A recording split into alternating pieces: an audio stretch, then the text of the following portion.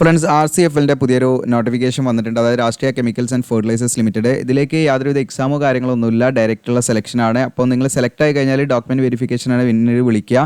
അപ്പോൾ സെലക്ഷൻ എങ്ങനെയാണെന്ന് വെച്ചാൽ നിങ്ങളുടെ ക്വാളിഫിക്കേഷൻ്റെ മാർക്ക് ഏറ്റവും കൂടുതൽ മാർക്കുള്ളവർക്കാണ് ഇതിലേക്ക് സാധ്യതയുള്ളത്.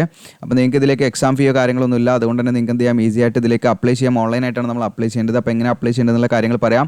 അപ്പോൾ ഇതിലേക്ക് വിളിച്ചിരിക്കുന്നത് അപ്രന്റീഷിപ്പ് പ്രോഗ്രാമിലേക്കാണ്. അതുപോലെ അതായത് ഗ്രാജുവേറ്റ്, അതുപോലെ ട്രേഡ് ടെക്നീഷ്യൻ എന്ന 3 കാറ്റഗറിയായിട്ട് വിളിച്ചിട്ടുണ്ട്. അപ്പോൾ നിങ്ങൾക്ക് എന്താണ് ഇതുവരെ അപ്രന്റീഷിപ്പ് ചെയ്തിട്ടില്ലെങ്കിൽ, ഇപ്പോൾ നമ്മുടെ രാജ്യത്തെ പ്രധാനപ്പെട്ട ഫെർട്ടിലൈസർ അതുപോലെ കെമിക്കൽസ് ഒക്കെ മാനുഫാക്ചർ ചെയ്യുന്ന ഒരു കമ്പനിയാണ് ഈ പറയുന്ന RCFL എന്ന് പറയുന്നത് കേട്ടോ. അപ്പോൾ അതിലേക്ക് നിങ്ങൾക്ക് താല്പര്യം ഉണ്ടെങ്കിൽ, അപ്രന്റീഷിപ്പിന് താല്പര്യം ഉണ്ടെങ്കിൽ വീഡിയോ മുഴുവനായിട്ട് കാണാം. പിന്നെ നിങ്ങളുടെ കൂട്ടുകാരൊക്കെ ഉണ്ടെങ്കിൽ അവർക്കൊക്കെ ഒന്ന് ഷെയർ ചെയ്ത് കൊടുക്കുക. പിന്നെ നമ്മുടെ ചാനൽ 62.2K സബ്സ്ക്രൈബർ ആയിട്ടുണ്ട്. നിങ്ങൾ ഇതുവരെ സബ്സ്ക്രൈബ് ചെയ്യാം. അപ്പോൾ നേരെ നമുക്ക് നോട്ടിഫിക്കേഷൻ നോക്കാം. ഇതാണ് നോട്ടിഫിക്കേഷൻ, നിങ്ങൾക്ക് ജസ്റ്റ് ഇവിടെ കാണാം. രാഷ്ട്രീയ കെമിക്കൽസ് ആൻഡ് ഫെർട്ടിലൈസർ ലിമിറ്റഡ്. ഇതിൽ എന്ന് പറഞ്ഞാൽ നമ്മുടെ രാജ്യത്തെ ഒരു സെൻട്രൽ പബ്ലിക് സെക്ടർ അണ്ടർടേക്കിംഗ് ഉള്ള ഒരു കമ്പനിയാണ് ഈ പറയുന്ന കെമിക്കൽസും അതുപോലെ തന്നെ ഫെർട്ടിലൈസറൊക്കെ മാനുഫാക്ചർ ചെയ്യുന്ന കമ്പനിയാണ്. അപ്പോൾ ഇതിന് ഇതിലേക്ക് വിളിച്ചിരിക്കുന്ന 165 വേക്കൻസിയാണ്. അത് ഗ്രാജുവേറ്റ് അപ്രന്റീസ്, അതുപോലെ ടെക്നീഷ്യൻ അപ്രന്റീസ്, അതുപോലെ ട്രേഡ് അപ്രന്റീസ് എന്ന് പറയുന്ന കാറ്റഗറിയാണ് വിളിച്ചിരിക്കുന്നത്. അപ്പോൾ ഇതൊരിക്കലും പെർമനൻറ്റ് വേക്കൻസിയോ പെർമനൻറ്റ് ജോബോ അല്ല. ഇത് തീർച്ചയായിട്ടും എന്താണ് അപ്രന്റീഷിപ്പ് പ്രോഗ്രാമാണ്. അപ്രന്റീഷിപ്പ് പ്രോഗ്രാം നിങ്ങൾക്ക് അറിയുമെന്ന് വിചാരിക്കുന്നു. അറിയാത്തവരാണെങ്കിൽ തീർച്ചയായിട്ടും കമൻറ്റായിട്ട് ചോദിക്കുക. അപ്പോൾ നമ്മൾ അതിനനുസരിച്ച് പറയാവുന്നതാണ് കേട്ടോ. അല്ലെങ്കിൽ ഇൻസ്റ്റയിൽ നിങ്ങൾക്ക് കമൻറ്റായിട്ട് ചോദിക്കാം. കാരണം എല്ലാ വീഡിയോയിലും ഞാൻ റിപ്പീറ്റ് ചെയ്യാറില്ല, അധിക വീഡിയോയിലും പറഞ്ഞിട്ടുണ്ട്, ഞാൻ റിപ്പീറ്റ് ചെയ്യേണ്ടതെന്ന് വിചാരിച്ചിട്ടാണ്. കാരണം വീഡിയോ ലെങ്ത് ആണെന്ന് വിചാരിച്ചിട്ടാണ് കേട്ടോ. അപ്പോൾ ഇതിൽ നിങ്ങൾക്ക് ഗ്രാജുവേറ്റ് അപ്രന്റീസ് എന്ന് പറഞ്ഞാൽ നിങ്ങൾക്ക് കാണാൻ സെക്രട്ടറിയൽ അസിസ്റ്റൻ്റ് ആണ്. ഇതിലേക്ക് നിങ്ങൾക്ക് ക്വാളിഫിക്കേഷൻ എന്ന് പറയുന്നത് നിങ്ങൾക്ക് ഏതെങ്കിലും വിഷയത്തിലുള്ള ബിരുദവും അതോടൊപ്പം തന്നെ ഇംഗ്ലീഷ് നമുക്ക് ജസ്റ്റ് ഒന്ന് കൈകാര്യം ചെയ്യാൻ ബേസിക് ആയുള്ള ഒരു അറിവുണ്ടായിരിക്കുക എന്നുള്ളതാണ് ഇതിൻ്റെ ക്വാളിഫിക്കേഷൻ കേട്ടോ. നിങ്ങൾക്ക് എനി ഗ്രാജുവേറ്റ് ആണ് പറയുന്നത്. ഇതിൽ നമുക്ക് ഏജ് ലിമിറ്റ് 1/7/2024 25 കഴിയാൻ പാടില്ല. മിനിമം ഏജ് 18 to 25 ആണ് പറയുന്നത്. ഇപ്പോൾ SC/ST OBC ആണെങ്കിൽ ഈ പറയുന്ന ഏജ് റിലാക്സേഷൻ ആയിരിക്കും. OBC ആണെങ്കിൽ നിങ്ങൾക്ക് 28 വയസ്സ് വരെ അപ്ലൈ ചെയ്യാം. SC/ST ആണെങ്കിൽ നിങ്ങൾക്ക് 30 വയസ്സ് വരെയും അപ്ലൈ ചെയ്യാം കേട്ടോ. പിന്നെ നമുക്ക് മിനിമം പെർസെൻറ്റേജ് വേണ്ടത് നമ്മുടെ ക്വാളിഫിക്കേഷനിൽ 50% മാർക്ക് മിനിമം വേണം.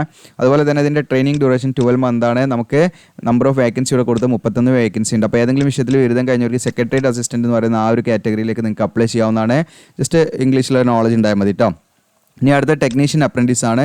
ഇതിലേക്ക് ഡിപ്ലോമ കെമിക്കൽ എഞ്ചിനീയറിംഗിൽ നിങ്ങൾക്ക് ഡിപ്ലോമ ഉള്ളവർക്ക് അപ്ലൈ ചെയ്യാം. അതുപോലെ അതിൽ 14 വേക്കൻസിയാണ്. Then diploma computer engineering diploma ഉള്ളവർക്ക് അപ്ലൈ ചെയ്യാം, 2 വേക്കൻസിയാണ്. ദെൻ അടുത്ത ഡിപ്ലോമ ഇലക്ട്രിക്കൽ എഞ്ചിനീയറിംഗ് ഡിപ്ലോമ ഉള്ളവർക്ക് അപ്ലൈ ചെയ്യാം, 10 വേക്കൻസിയാണ്.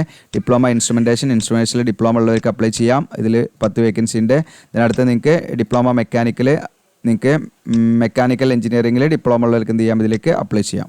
ഇങ്ങനെ ആകെ മൊത്തം നമുക്ക് 54 വേക്കൻസിയാണ്. അപ്പോൾ എല്ലാത്തിൻ്റെയും ഏജ് ഒക്കെ സെയിം തന്നെയാണ് കേട്ടോ. അപ്പോൾ ഈ പറയുന്ന ഏജ് റിലാക്സേഷൻ ആയിരിക്കും 1/7/2024 അപ്പോൾ നിങ്ങൾക്ക് ഏജിലൊക്കെ എന്തെങ്കിലും ഡൗട്ട് ഉണ്ട്, നമ്മുടെ സൈറ്റിൽ തന്നെ ഉണ്ട്. നിങ്ങൾക്ക് ഈസി ടൂൾസിൽ ക്ലിക്ക് ചെയ്താൽ നിങ്ങൾക്ക് ജസ്റ്റ് ഏജ് കാൽക്കുലേറ്റർ കിട്ടും കേട്ടോ. അതിൽ നിങ്ങൾക്ക് ഏജ് നിങ്ങൾ ക്വാളിഫൈഡ് ആണോ എന്നൊക്കെ നിങ്ങൾക്ക് നോക്കാവുന്നതാണ്. ഓക്കെ, ഇതിനടുത്ത് നമുക്ക് വരുന്നത് ട്രേഡ് അപ്രന്റീസ് ആണ്. ഇതിലേക്ക് നിങ്ങൾക്ക് അപ്ലൈ ചെയ്യാനുള്ളത് നിങ്ങൾക്ക് അറ്റൻഡൻറ്റ് ഓപ്പറേറ്റർ കെമിക്കൽ പ്ലാന്റിലേക്കാണ്. അപ്പോൾ ഇതിലേക്ക് നിങ്ങൾക്ക് BSc കഴിഞ്ഞിരിക്കണം എന്നുള്ളതാണ്, ബാച്ചിലർ ഓഫ് സയൻസ് ആണ് പറയുന്നത്. അത് നമ്മൾ ഈ പറയുന്ന കോമ്പിനേഷനിലായിരിക്കണം. ഫിസിക്സ്, കെമിസ്ട്രി ആൻഡ് മാത്തമാറ്റിക്സ്, ഈ 3 സബ്ജക്റ്റ് നമ്മൾ BScയിൽ പഠിച്ചിരിക്കണം. അതിൽ കെമിസ്ട്രി നമ്മൾ മേജർ സബ്ജക്റ്റായിട്ടും പഠിച്ചിരിക്കണം. അങ്ങനെയുള്ളവർക്ക് മാത്രമേ ഇതിലേക്ക് അപ്ലൈ ചെയ്യാൻ പറ്റുള്ളൂ കേട്ടോ.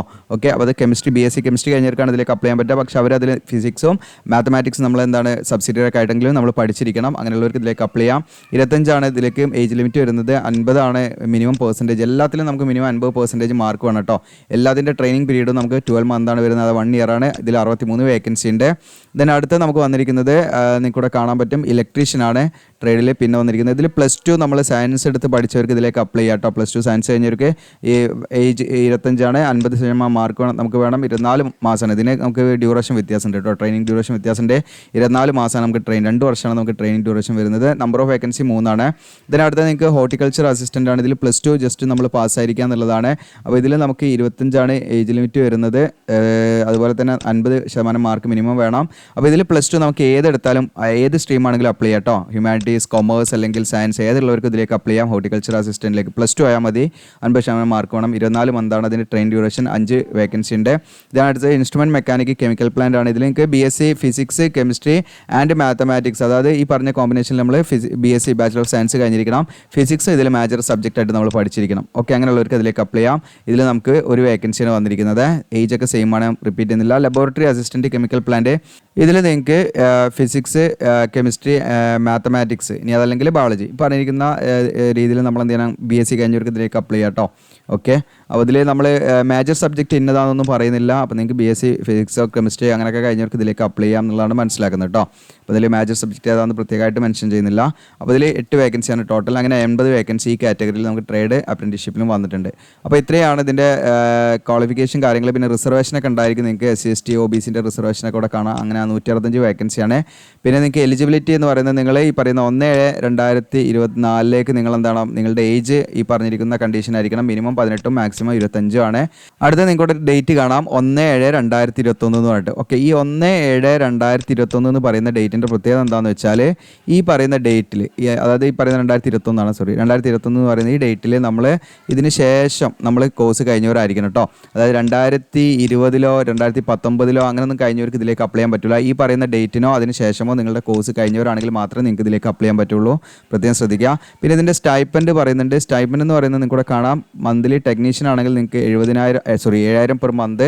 ദെൻ നിങ്ങൾക്ക് അതിൽ തന്നെ ഡിപ്ലോമ കഴിഞ്ഞവരാണെങ്കിൽ നിങ്ങൾക്ക് ഈ പറയുന്ന 8,000 ആണ് ലഭിക്കുക. ഗ്രാജുവേറ്റ് ആണെങ്കിൽ നിങ്ങൾക്ക് 9,000 പെർ മന്താണ് ലഭിക്കുക കേട്ടോ. ഇതിൻ്റെ പോസ്റ്റിംഗ് ട്രെയിനിങ് ഒക്കെ ലഭിക്കുന്നത് നമുക്ക് ഈ പറയുന്ന ഇതിൻ്റെ മുംബൈയിലുള്ള ട്രോംബയിലുള്ള ആ ഒരു യൂണിറ്റിലാണ് നമുക്ക് ഉണ്ടായിരിക്കുക എന്നുള്ളതാണ്. അപ്പോൾ അവിടെ പോയിട്ട് നിങ്ങൾക്ക് താല്പര്യം ഉണ്ടെങ്കിൽ ചെയ്യാം കേട്ടോ. നമ്മളിതിന് എക്സാമിനോ അതിനൊന്നും പോകണ്ട. നമ്മൾ സെലക്റ്റഡ് ആണെങ്കിൽ നമുക്ക് ഡോക്യുമെൻറ്റ് വെരിഫിക്കേഷന് മെയിൽ വരും. അതുകൊണ്ടാണ് ഞാൻ ഈ വീഡിയോ ചെയ്തത്. കാരണം നമ്മളവിടെ പോയി എക്സാം എഴുതി നമുക്ക് ആ ഒരു യാത്രയുടെ ചിലവോ കാര്യങ്ങളൊന്നും വരുന്നില്ല. നിങ്ങൾ ഓക്കെ ആണെങ്കിൽ, നിങ്ങൾ കൊടുത്ത ഡീറ്റെയിൽസ് ഒക്കെ കറക്റ്റ് ആണെങ്കിൽ നിങ്ങൾക്ക് ഡോക്യുമെൻറ്റ് വെരിഫിക്കേഷൻ്റെ സമയത്ത് പോയാൽ പിന്നെ വേറെ ഇഷ്യൂസ് ഒന്നും ഉണ്ടാവില്ല. അപ്പോൾ ഇവിടെ മോഡ് ഓഫ് സെലക്ഷൻ പറയുന്നുണ്ട്. നമ്മളുടെ എസെൻഷ്യൽ ക്വാളിഫിക്കേഷൻ്റെ മാർക്കിനെ അടിസ്ഥാനമാക്കിയായിരിക്കും. അപ്പോൾ നിങ്ങളുടെ ഡിപ്ലോമയോ അല്ലെങ്കിൽ ഈ പറഞ്ഞിരിക്കുന്ന ഡിഗ്രിയോ അല്ലെങ്കിൽ +2 ഏതായിരിച്ചാൽ നിങ്ങൾ ക്വാളിഫിക്കേഷൻ അനുസരിച്ച് അതിൻ്റെ മാർക്കിനെ അടിസ്ഥാനമാക്കി സെലക്ഷൻ ഉണ്ടായിരിക്കാം. അപ്പോൾ സെലക്ട് ആയി കഴിഞ്ഞാൽ നിങ്ങളെ ഡോക്യുമെൻറ്റ് വെരിഫിക്കേഷന് വിളിക്കും. അങ്ങനെ ഡോക്യുമെൻറ്റ് വെരിഫിക്കേഷൻ കംപ്ലീറ്റ് ചെയ്താൽ പിന്നെ ഡയറക്റ്റ് നമ്മൾ എന്ത് ചെയ്യും, ഈ പറയുന്ന ട്രെയിനിങ്ങിലേക്ക് നമ്മൾ പോസ്റ്റ് ചെയ്യുക എന്നുള്ളതാണ്. അപ്പോൾ മറ്റു ഫെസിലിറ്റി അവർ തരുന്നത് നമുക്ക് യൂണിഫോമും അതുപോലെ സേഫ്റ്റി എക്യുപ്മെൻറ്റൊക്കെ തരും കേട്ടോ. അതിൽ വർക്ക് ചെയ്യാൻ അതൊക്കെ ഫ്രീ ആയിട്ട് തരും.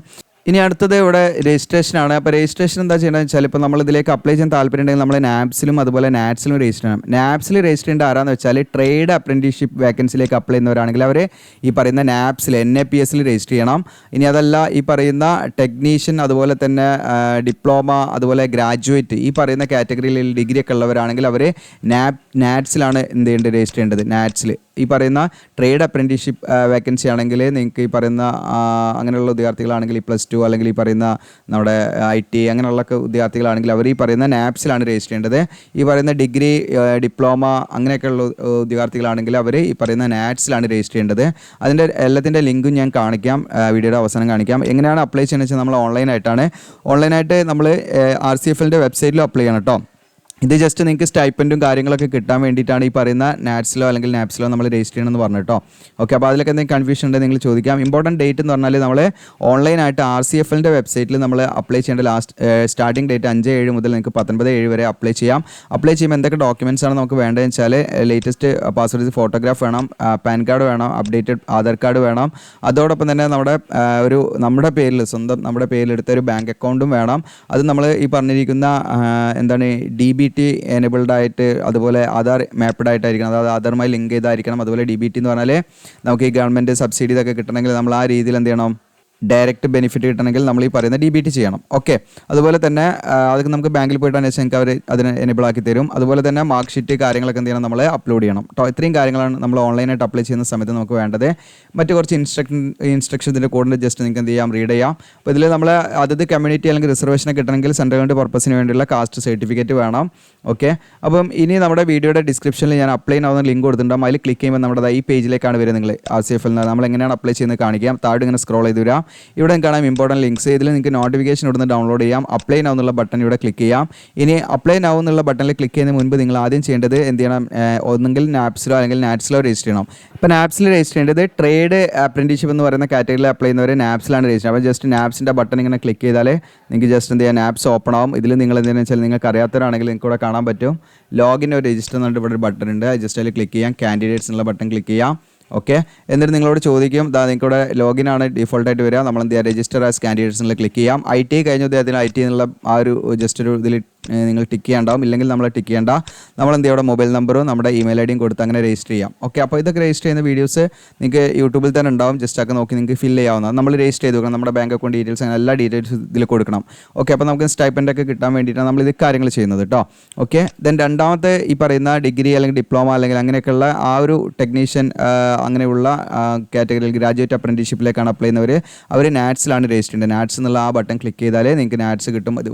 ഇതുപോലെ തന്നെയാണ് നിങ്ങൾക്ക് ഇവിടെ കാണാം, സ്റ്റുഡൻറ്റ് എന്നുള്ള ബട്ടൺ കാണാം. അതിൽ ക്ലിക്ക് ചെയ്താൽ നിങ്ങൾക്ക് സ്റ്റുഡൻറ്റ് രജിസ്റ്റർ എന്ന് കാണാം, ലോഗിൻ കാണാം. അപ്പോൾ നമ്മൾ ആദ്യമായിട്ട് വരുന്നെങ്കിൽ രജിസ്റ്റർ ചെയ്യണം. അപ്പോൾ അതിൽ നമ്മൾ ഇത്രയും ഡീറ്റെയിൽസ് ഒക്കെ നമ്മുടെ കയ്യിൽ വേണം. നമ്മൾ യെസ് എന്ന് കൊടുക്കുക. എന്നതിന് ശേഷം നമ്മൾ അങ്ങനെയായിട്ട് ഫില്ല് ചെയ്ത് പോകാം. ഓക്കെ, അതാണ് നമ്മൾ ചെയ്യേണ്ടത്. ഇപ്പോൾ ഇനി നമ്മൾ അത് ചെയ്ത് കഴിഞ്ഞതിന് ശേഷം നമ്മൾ അപ്ലൈ നൗ എന്നുള്ള ബട്ടൻ്റെ നേരം കാണാം, ക്ലിക്ക് ചെയ്യാമെന്ന് കാണാം. അതിൽ ക്ലിക്ക് ചെയ്യാം. ഇത് RCFLൻ്റെ എന്താണ് പോർട്ടലാണ്, നിങ്ങൾക്ക് ഓൺലൈനായിട്ട് അപ്ലൈ ചെയ്യേണ്ട. അപ്പോൾ ഇതിൽ കുറച്ച് ഇൻസ്ട്രക്ഷൻ അതൊക്കെ വായിക്കാം. എന്നിട്ട് നമ്മൾ ഇതിൽ ഏതിനാണ് നമ്മൾ അപ്ലൈ ചെയ്യുന്നത് എന്ന് നിങ്ങൾക്ക് നിന്ന് ഇവിടെ സെലക്ട് ചെയ്യാൻ പറ്റും. ഞാൻ ഫോർ എക്സാമ്പിൾ ഇപ്പോൾ ഞാനിവിടെ ഈ ഹോർട്ടിക്കൾച്ചർ അസിസ്റ്റൻ്റ് ആണ് സെലക്ട് ചെയ്ത് ഞാനിവിടെ എൻ്റർ എന്ന് കൊടുക്കുന്നു. ഓക്കെ, അങ്ങനെ നമുക്ക് എന്താണ് വലിയൊരു ഫോം ഇവിടെ ഓപ്പൺ ആയി വന്നിട്ട് ഇത് നിങ്ങളിങ്ങനെ ഫില്ല് ചെയ്ത് പോവാം. ഓക്കെ, അപ്പോൾ നിങ്ങൾക്ക് ഓൺലൈനായിട്ട് നമ്മൾ ഫോം ഫില്ല് ചെയ്ത് കൊടുക്കുന്നുണ്ട്. നിങ്ങൾക്ക് എന്തെങ്കിലും താല്പര്യം ഉണ്ടെങ്കിൽ നമ്മൾ ചെയ്ത് തരാവുന്നതാണ്. അപ്പം നിങ്ങൾക്ക് ഫോം ഫില്ല് ചെയ്യണമെങ്കിൽ നമ്മുടെ ഇൻസ്റ്റയുടെ ലിങ്കൊക്കെ താഴെ നിങ്ങൾ ഇൻസ്റ്റയിൽ പേഴ്സണലായിട്ട് മെസ്സേജ് അയച്ചാൽ മതി. ഓക്കെ, അപ്പോൾ നിങ്ങൾക്ക് വാട്സപ്പ് നമ്പറൊക്കെ തരും, അതിലേക്ക് നിങ്ങൾ ഡോക്യുമെൻ്റ് അയച്ചു തന്നാൽ മതി. ഓക്കെ, അപ്പോൾ നിശ്ചയമുള്ള സർവീസ് ചാർജ് ഉണ്ടായിരിക്കും. താല്പര്യം ചെയ്യാൻ നിങ്ങൾക്ക് തന്നെ മൊബൈൽ യൂസ് ചെയ്ത് വളരെ ഈസി ആയിട്ട് ചെയ്യാൻ പറ്റും. ഈ ഒരു ഫോം തന്നെ ഉള്ളൂ കേട്ടോ. ഇതിൽ അപേക്ഷ ഫീസോ കാര്യങ്ങളൊന്നുമില്ല. വളരെ സിമ്പിളായിട്ട് നിങ്ങൾക്ക് ഓരോ കാര്യങ്ങൾ ചെയ്തു പോകാൻ പറ്റും. അപ്പോൾ ഇത് മാക്സിമം നിങ്ങളുടെ കൂട്ടുകാരിലേക്ക് ഷെയർ ചെയ്യുക, സബ്സ്ക്രൈബ് ചെയ്യുക, ലൈക്ക് ചെയ്യുക. Thank you.